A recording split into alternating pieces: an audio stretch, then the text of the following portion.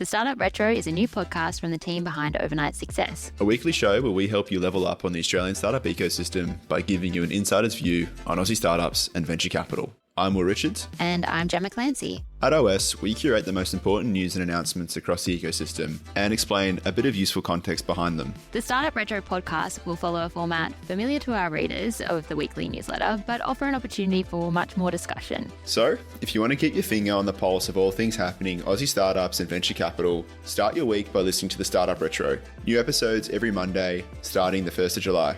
The Startup Retro is brought to you by Day One, the podcast network for founders, operators, and investors.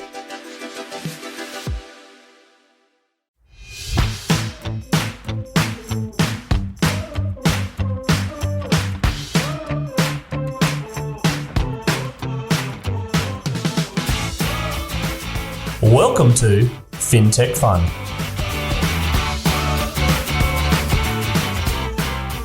Fintechfun is a podcast where Australian fintechs come to share their stories.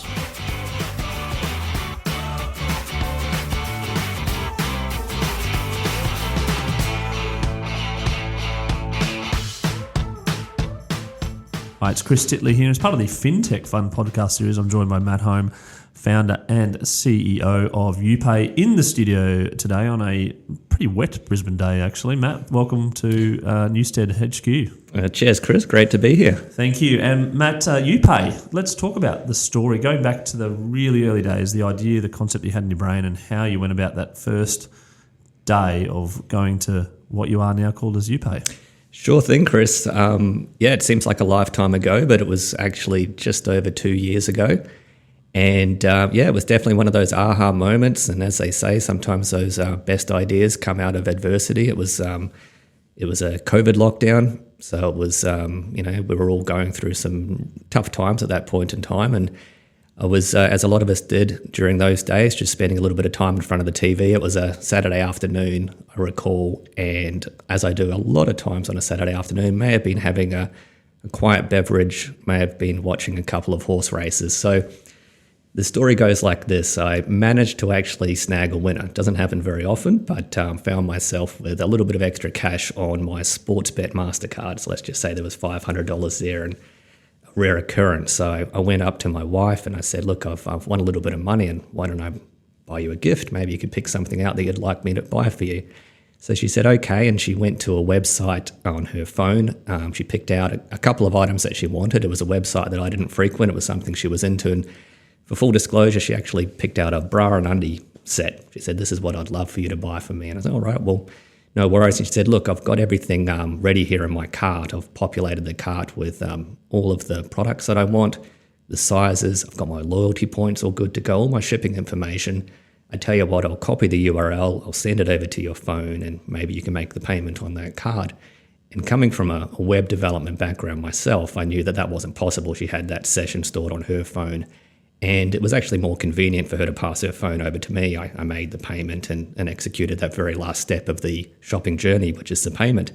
And it was just one of those moments where we said, oh, wait a second, this is a COVID lockdown, so I'm literally the only person in the world who could have done that, because you had the ability to pass the phone to me. If she wanted her friend or someone else anywhere, whether it was down the street or on the other side of the world, to make that payment, it was technically impossible. And then it was a case of looking to see if there was anything like that on the market. There wasn't. The closest thing that's like that is a relatively well-known website called Amazon, where they have Amazon wish lists, which are very, very popular. But the concept of being able to build the Amazon wish list for the rest of the internet certainly attracted me. Coming from web development background, it was one of those moments where I thought, this is a good idea and I can bloody well build the thing. So we went away, did that, built an MVP, got it into market, got some traction, and as they say, the rest is history. Here I am today. There you go. And Matt, your previous life, before you're sitting on that couch on a Saturday afternoon to then build an MVP and go for gold, there must have been some background knowledge of the industry and the sector. Can you go through a little summary of your life before that moment? Yeah, I'll take you right back. It's actually 25 years ago now, so I remember putting this in a timeline of a pitch I did recently, and it's my overnight success story from 1997 through to 2022. So I go all the way back to when I was actually in grade 10, and the reason why I mention this is because it was when I discovered I was an entrepreneur before I even knew what the word meant. So it's one of those situations where I didn't set out to start a business. I just thought it might be fun to start a website about a video game I was playing at the time called FIFA 98, the soccer football video game. So I started a website at geocities.com, 2 megabytes of free space. GeoCities, that was fun. You used to have your custom domain name all through GeoCities, of course. That was nice. Did you use Sausage Software to build a website back then as well? I literally did. I had an e-commerce store in connection Some with of the names of the past. all the flashbacks. Yeah, I remember. For those listeners out there, I've got a little bit of grey hair. Now it all comes flashing back. No, I literally did do their e-commerce package and set up one of the very, very late 90s, or as millennials call it now, the late 1900s. That's actually what they're saying. E-commerce stores. But no, I started what turned out to be, it became this FIFA website, turned into the largest sports video games community in the world over a period of time. So that really kicked up a gear, and it ended up getting a job at EA, the actual video games maker, becoming part of the production team on FIFA. So for a young person, it was an exciting experience to go from a fan of the game through to actually being part of the team building the game. That gave me, so I flew over to Vancouver, spent 4 years working at EA on the game, a lot of exposure to corporate life, a lot of exposure to how to build a good quality product on time and on budget. A lot of good things about EA, a lot of things I learned that I certainly took into building my own companies coming back culturally wise as well. So I came back to Australia in 2010, settled down, and also started a web development company. So the backstory there was that I was getting my house landscaped, and I had people coming out to give quotes, asked to look at previous jobs, and the tradies still had their photo albums in the back of the ute type of thing. And I was saying, look, why don't you just have a website? I could go to the website and look at some photos. And it was just a very cumbersome process back then to get a domain name, to get the hosting, to get the design, the email address. So we started to package those up and sell them for $150 per year. And that was my introduction into building a web development company that has grown, built that with my brother-in-law, Dan, and over the years has built many e-commerce websites, many of them Shopify websites. So really got to learn from merchants, their pain points, how payment gateways operate. So when we fast forward to that moment where I thought, wait a second, why isn't it possible for someone else to pay for your order at the checkout? It was a case where I knew that this could actually function straight out of the blocks, how you could build it, and gave me that opportunity to have the resources as well to build it quickly and efficiently. And Matt, going back to COVID, which was day -1 on building that MVP, sitting on the couch that Saturday afternoon, fast forwarding to where we are now, so much has probably happened, but can you give a bit of an update on the current status of the progression of the business since then? Yeah, it's come an awfully long way. I mean, as we speak today, we've got in excess of 30,000 customers who have used our products. We're integrated into 250 stores, and not just stores in Australia, but quite prominent stores across the world. It's been, a terrific 2 years of really just learning how to build not just a good quality product, but also build a brand. Literally releasing the product and learning from your customers. Because one of the things that has really opened our eyes, certainly in the last 6 months since we've started to get some trickle of product market fit, has been just how customers will take your product and really use it the way they want to use it. So we spent a lot of time working on go-to-market strategies and really thinking that we would understand how our product would be used. But the way our product is being used today is quite different to how we thought it would be used. Which must be a little bit daunting to a degree. Not daunting is probably the wrong word, more sort of, okay, it's almost like a musician potentially releasing an album going, I know this number 4 is going to be a hit, and number 4 is a flop, and number 11 gets played on the radio. Like, well, that was strange. I didn't realise that was going to be the case. We put out 11 songs, but the public have chosen this way to use it. Absolutely. So to then go through our top 4, or what we thought would be hits from our LP, was our EP. What do you say, EP, don't you? Yeah. First and foremost, we thought partners with gifting, because that was literally me, what I did. Yeah. And look, don't get me wrong, all 4 of these. So there's partners, parents, young people shopping and sharing carts with the bank of mum and dad. There's professional use cases, and then there's charitable purpose use cases. So the classic 4 Ps. All 4 of those have seen use cases, but the one area where we've really taken off is social and creator commerce. And we have Facebook groups that have been created by customers. We have creators sharing carts. Takes me back to the Afterpay days when they were pitching that in and around the fact that they had a Facebook group of 15 or 100,000 people talking about Afterpay, but they had no say in that particular group. I know the group you're talking about, yeah, and we are on that quite similar journey. So we've got close to 6,000 people in a group, and we've got new kind of segment-focused groups being set up every day. So we have groups about alternate fashion, we have groups about candy stores, all being built on the back of Youpay existing. And what it's turned out is that this underlying core function or feature of Youpay, which is the privacy feature, is the driving feature towards our current success. So as an example, I could share a Youpay cart for a pair of shoes that I may like for my birthday at Culture Kings.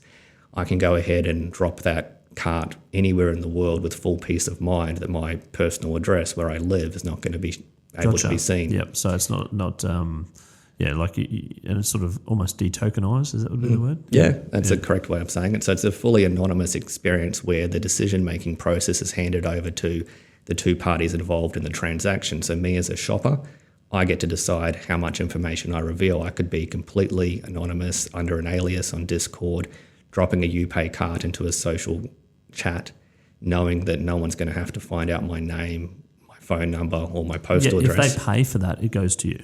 The item goes to me, yep. But they don't see know any shipping details or anything along those lines. Correct, because all that information gets securely passed to the merchant. And the benefit there for the merchant is they learn everything. They learn the profile of the shopper as a completely independent person, and they can then begin to market and profile that shopper as that type of persona. And then on the other side of the fence, the payer, who also may, if they wish to, remain anonymous, or in the case of a partner, of course, be completely transparent. Once again, completely up to the person making the payment to make that decision. But that piece of information gets passed securely onto the merchant as well, obviously to make sure that everything's fully secure and fraud-free, etc. But at the same time, that's a completely unique customer profile that's being presented to the merchant that can then be marketed to completely independently, because you've got a shopper who consumes the product and a completely independent person who's the payer who pays for the products, two completely different people. Thinking while you're saying that, like gifting, obviously the obvious the play globally between family members and whatnot. I mean, is that something which you are seeing a lot of in terms of volume, and how do you kind of change the education piece, broadly speaking, of, my partner's birthday is coming up, she put something on Pinterest or something along those lines, or nudge, hint, to then change that actual process? Yeah, absolutely. It is definitely an education process because, of course, for the last, 30-odd years since Sausage Software released the e-commerce system, or Jeff Bezos made Amazon, we've all been going into the buying or shopping journey thinking that it's a single-player experience. I can buy something for myself. We need to educate the world that you can actually go into the shopping journey knowing that potentially someone else could be making the purchase for you. So you mentioned someone putting something on Pinterest with that kind of hint, nudge. What we're doing is turning Youpay into an actual platform. So youpay.me is the address. It actually launched last week. So how we're describing Youpay as a platform is that it's the platform for everything you want in the world. So, for example, I was lucky enough to get in early and got youpay.me/Matt. So in the future, Chris, if Christmas comes up, I'll be going to youpay.me/Chris. The corner there, That's it. Maybe you should start adding your carts, mate. And we'll let you go. you go and register at youpay.me and set up your wish list for everything you want in the world. And then come Christmas time, instead of me having to awkwardly say, "Oh, mate, what do you want for Christmas?" and wait a second, where do you live again? And how do I get it over to you? And actually, that thing comes in 4 different sizes and colours. What one do you want? That's the tough part as well. It's like particular items of 14 different types of decision-making process along those lines. And I think that's where Youpay, I would imagine, can be really personalised and really unique and really fast. Absolutely. So in that scenario, I'd just go to youpay.me/Chris, and there it all is there. And there's a particular item that you want, and it also adds, from a gifting perspective, an element of surprise. That first test day, the Gabba, I think comes to mind. Something to do with maybe a couple of big bash games thrown in. Love it. Okay, we'll have to get 2 tickets and I'll have to join you for that. Sounds like a good idea.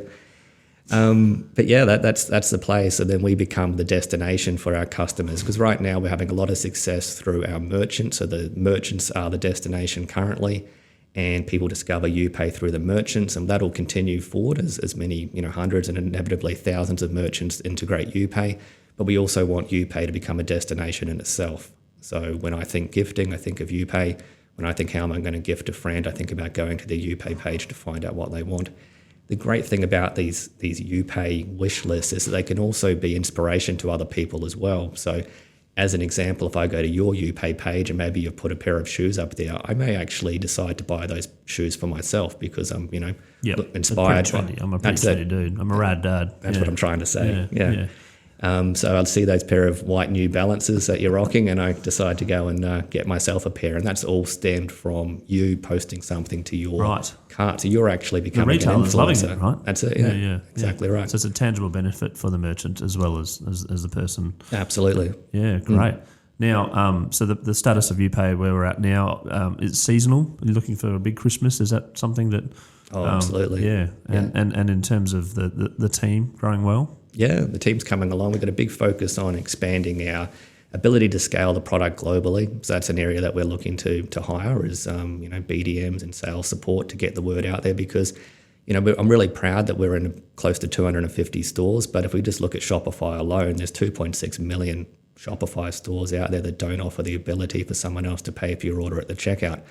I'm not trying to say that all 2.6 million of them are going to get Youpay, but there's a couple there for us to go out and grab. And it's terrific when you see merchants embrace the product. They see it really is a no-brainer.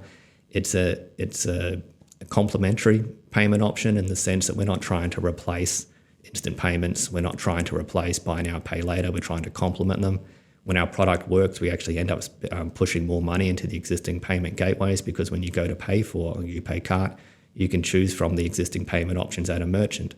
So ultimately, every time we make a couple of dollars along the way, so do Shopify and so does PayPal if the payer decides to pay via PayPal. I was wondering whether you could go down, thinking out loud here for your business, whether you could go down the influencer path as well, like particular people that wear particular things, you don't really know what they are wearing. And I know some fast fashion brands that look at various people around and say, oh, they're wearing this style or wearing this, and you could have that on the page that people could sort of mimic what other people are wearing potentially. That's the great thing about the product, is that you can kind of create these carts, whether it's an inspirational cart like what you've described there. It's a terrific marketing tool for e-commerce managers as well. I almost describe it as another tool in their belt. So for an e-commerce manager, certainly in these days where obviously e-commerce growth kind of come back down to the original growth curves that we thought would be there, e-commerce managers are obviously having to look for new and innovative ways to continue their growth. So when we come along and say, hey, look, here's another way that you can kind of inspire your customers to share what they want. You can do all these cool things about creating a campaign for a Friday where maybe it's spot a mate on a Friday, like who wants to help a friend out. That's why community engagement's so important for us and such a big part of Youpay. It's a way of having that ultimate connection inside a community group. So if I'm part of a Facebook group, I'm connected with tens of thousands of people.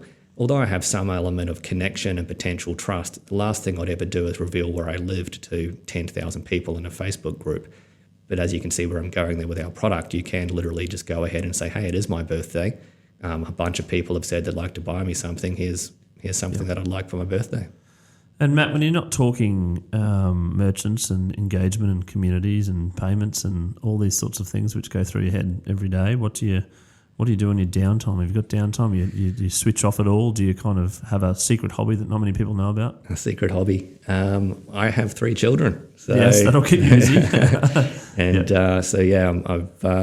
It's interesting you mentioned that. Like I was profiled when this all kind of first came to light a year or so ago in the Courier Mail as the Brisbane tech dad, is the way I've been described. And I think that's, so I've always been, as I said, dating back to the very beginning, very entrepreneurial. So I'm not the type of person who has to go out of their way to think about business, so it's family first, but then it's, just every other waking moment, even when I am relaxing and having a punt on the horses, it eventually becomes a bloody big new startup. So that kind of shows you the way my mind operates. But, it is family first, and I am proud that our product is designed to actually be something that I can confidently say to my children as a product I'd be proud that they'd use, and I actually don't have to encourage them to, because they are definitely using the product and sending them to dad. So that kind of taps into the parenting use case of young people opening up a conversation with mum or dad. And this literally happened. So my son will now send me Culture Kings carts around the clock, like, Dad, look at these new Jordans. And sometimes they're a bit expensive. And that's my way of saying, mate, no way on earth am I buying that for you. Why don't you go back and pick out a more realistic pair of price shoes? So, and when you potentially have a child-free evening or night out, where do you go for a feed somewhere, or do you a particular holiday spot? I spend a bit of time. I'm lucky enough that I've got my folks who have, retired, and so they spend their time caravanning around most of the time the Sunshine Coast. So I've got a privileged life where they set up the motorhome, and then I get the opportunity to go and stay in the motorhome with the family at least 2 or 3 times a year. So Cotton Tree is a favourite, and also Noosa River as well is another good spot. So definitely enjoy the downtime up the sunny coast. It's definitely my favourite part of the world, or certainly in Queensland for that matter. And then one final question: when you have someone from out of town and you need to impress them in Brisbane, where do you take them? I like Black Hide Steakhouse. Yes. The Gambaros. There's two locations, one on Caxton Street now and one at the casino. But the old favourite one on Caxton Street. And the traditional steak, right? That's... You had a little seafood on top, or just the steak? If I'm across the road at Gambaros, I'd throw the prawns on top. But no, I do love the steak over at Black Hide on the other side of the road. Actually, I'm not too sure whether the Broncos are going to get a home final or not, but certainly been a busy time at Suncorp Stadium this year, and coming into the Olympics as well. Talk about the Broncos, Black Hide certainly would impress. I think it's a very very nice steak. I've only been there a couple of times, but from my understanding, it's a very nice steak restaurant. Matt, thanks so much for coming in and having a chat about Youpay, the origins of Youpay before Youpay existed, how it existed post. By the way, going back to that, the name of the horse. Remember the name of the horse that you wanted? I don't. I get asked that all the time. There you go. Yeah, I really got to find that out, don't I? That's right. Back to the horse days, to the progress that you made thus far. Congratulations on what you've achieved thus far, and a big opportunity, as you mentioned, in regards to the number of shops on Shopify, and really look forward to catching up. Thanks so much, Chris. I've enjoyed it. For more information on Sub11, jump onto our LinkedIn or email me, chris@sub11.com.au. Thanks for listening.